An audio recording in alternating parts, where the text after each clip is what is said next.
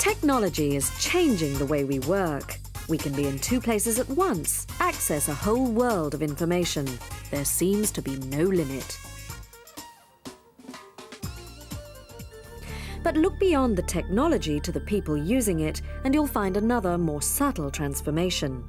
The very nature of organisations and the relationship between managers and their employees is changing, and it's these changes that will really revolutionise the way we work in future.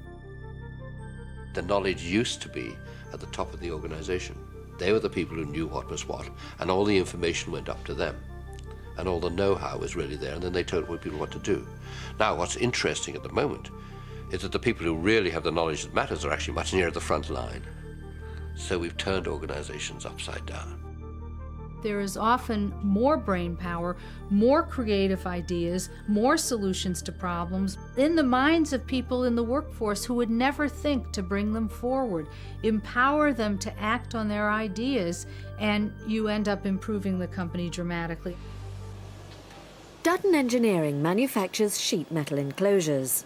12 years ago, the owner, Ken Lewis, decided to flatten the structure of his organisation by removing all middle managers. He put his employees into self-managing multifunctional teams and made them directly responsible to their customers. Today, the teams have become so autonomous, he's practically done himself out of a job. What am I doing here?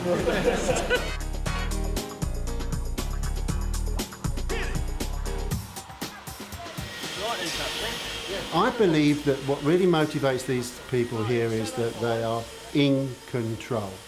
Historically, I don't think that we ever really tapped into the great ability of the people who we employ, because if you're in a command and control situation, if you've got a job description, if you are not in a climate of trust, then you won't be able to bring these talents out.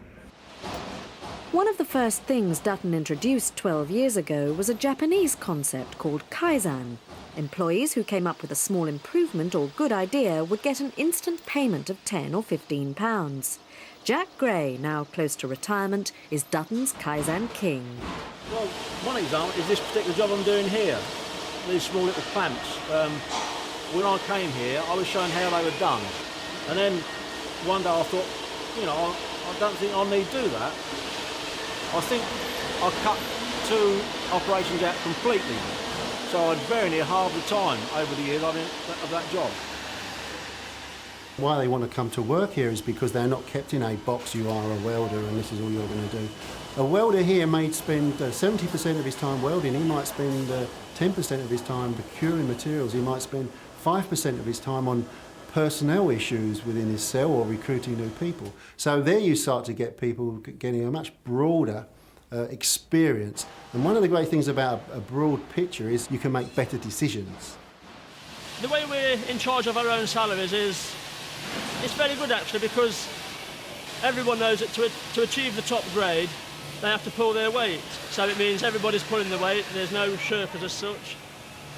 So, you know, are you going to award yourself a pay rise? Hopefully in the near future. When the new customer comes on board, we shall look at our targets. I mean, we're achieving well above our target now, so we should be entitled to a pay rise. So we shall sit down and we say, right, what do we deserve, lads? And we shall actually, if it's £500 a year, £1,000 a year, then we shall actually incorporate that as quick as possible.